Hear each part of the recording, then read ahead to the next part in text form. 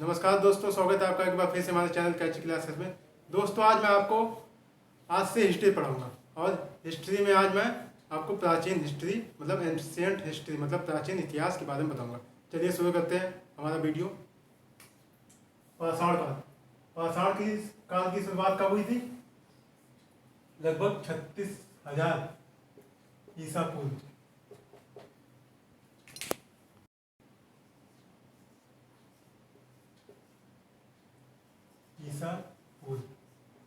ईसा पूर्व मतलब होता है ईसा मसीह के जन्म से पहले, और ईसवी मतलब ईसा मसीह के जन्म के बाद। पाषाण काल प्रागैतिहासिक काल के अंतर्गत आता है। मतलब तीन आद्य ऐतिहासिक, आद्य ऐतिहासिक और ऐतिहासिक तीन होते हैं। तीन काल हैं। एक है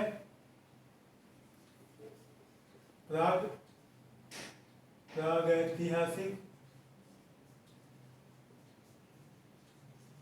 काल। ये वो काल होता है जिसका कोई साक्ष्य नहीं मिलता है, मतलब कोई साक्ष्य नहीं पता होता, वो काल होता है प्रागैतिहासिक काल, जिसमें हमारे पाषाण काल आता है। और दूसरा है आद्य ऐतिहासिक काल। आद्य ऐतिहासिक काल वो काल होता है जिसमें हमें साक्ष्य तो मिलता है, लेकिन अब मतलब हम लोग पढ़ नहीं सकते। जैसे सिंधु घाटी सभ्यता का जो काल था उसका साक्ष्य तो मिला है, लेकिन हम उसको अभी तक पढ़ नहीं पाए।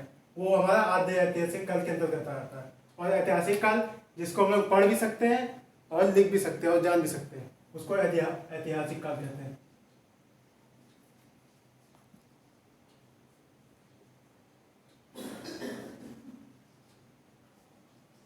और हमारा पाषाण काल जो है प्राग ऐतिहासिक काल के अंतर्गत आता है, जिसका हम लोग को अभी भी मतलब हम लोग ने पढ़ा नहीं, मतलब साक्ष्य कोई नहीं था इसका।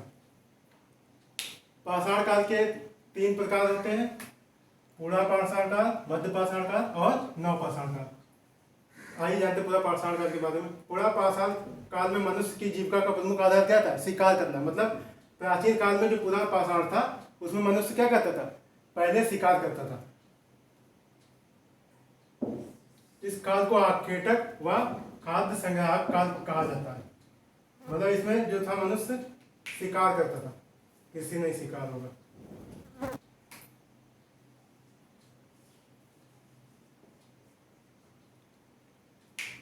आखेटक व खाद्य संग्राहक काल भी कहा जाता है पूरा पाषाण को। आधुनिक मानव जो हमारा 36,000 ईसा पूर्व में अस्तित्व में आया। मतलब जब से पाषाण काल की शुरुआत हुई तब से हमारा मनुष्य अस्तित्व में आया था।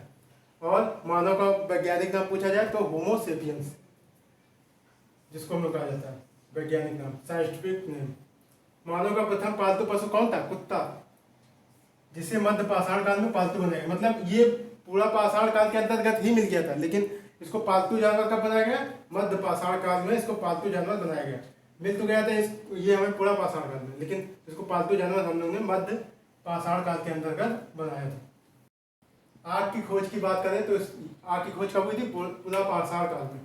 और अगर इसका प्रयोग की बात करें, प्रयोग हुआ था नव पाषाण काल में। मतलब खोज तो हम लोगों ने पूरा पाषाण काल में ही कर ली थी, लेकिन हमको प्रयोग मतलब पता नहीं चला इससे क्या यूज होता है इसका।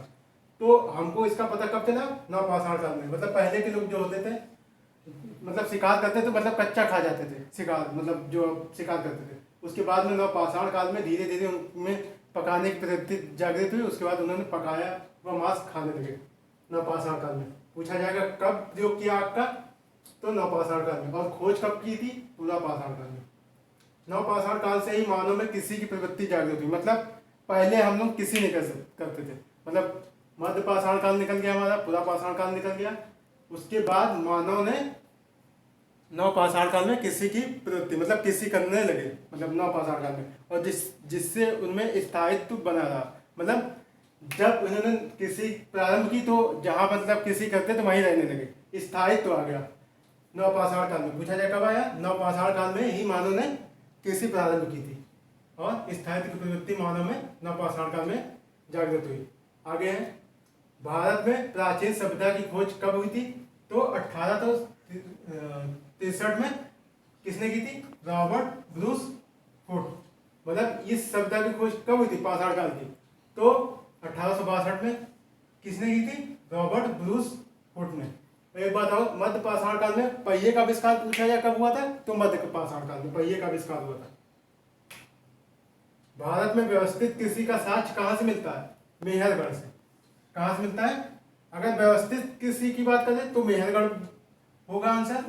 अगर केवल कृषि बोलेगा तो कृषि की प्रवृत्ति मतलब धीरे धीरे छोटा मोटा कृषि का काम कहाँ से प्रारंभ किया गया? तो वो नवपाषाण काल में। और मेहरगढ़ है कहाँ पे? मेहरगढ़ है बलूचिस्तान में।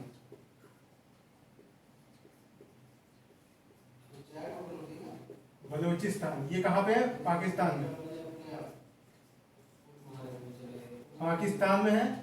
और किस नदी के किनारे है? तो बोलन नदी। ये क्वेश्चन मोस्ट इंपॉर्टेंट है। बोलन नदी पूछा जाए मेहरगढ़ कहाँ है? तो मेहरगढ़ है बलूचिस्तान में। और बलूचिस्तान कहाँ पड़ता है? तो पाकिस्तान में। और मेहरगढ़ कौन सी नदी के किनारे है? तो बोलन नदी के किनारे है। और व्यवस्थित कृषि का साक्ष्य कहाँ से प्रारंभ हुआ? तो मेहरगढ़ से।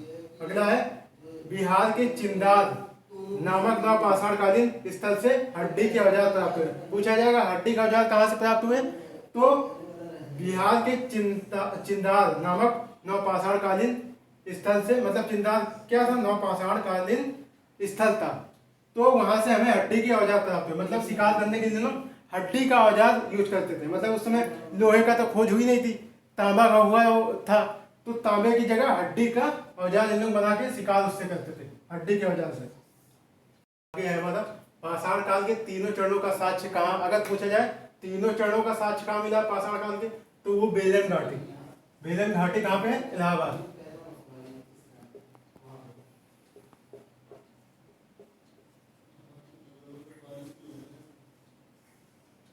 मतलब पाषाण काल के तीनों चरणों का साक्ष्य बेलन घाटी से मिला है, और जो इलाहाबाद में। और औजारों प्रयुक्त धातु कौन सी थी? वो थी हमारी तांबा। मतलब पहले हम लोग हड्डी के औजार बनाते थे। हड्डी के बाद पूछा जाए कौन सी धातु प्रयोग की गई पहली बार? तो तांबा। मतलब सर्वप्रथम मानव ने तांबे का प्रयोग प्रारंभ किया। पूछा जाए आपसे मानव ने कौन सी धातु का प्रयोग सर्वप्रथम किया? तो वो जाएगी हमारी तांबा। और औजारों में प्रयुक्त प्रथम धातु तांबा। और पहले हम लोग हड्डी के औजार बनाते थे। आगे है चावल की खेती का प्राचीनतम साक्ष्य कहाँ से मिलता है? पूछा जाए तो कोल्डी हवा। कोल्डी हवा कहाँ पे है? इलाहाबाद। चावल की खेती का प्रथम साक्ष्य कोल्डी हवा इलाहाबाद से मिलता है। आगे है बागौर और आदमगढ़ से मध्य पाषाण काल में पशुपालन की शुरुआत हुई। मतलब कौन से स्थान से पशुपालन की शुरुआत हुई मध्य पाषाण काल में? तो बागौर। बागौर कहाँ है? बागौर है हमारा राजस्थान। राजस्थान के भीलवाड़ा, आपने सुना होगा। भीलवाड़ा के बागोर से, राजस्थान के भीलवाड़ा के बागोर से। और आदमगढ़ कहाँ पे? होशंगाबाद।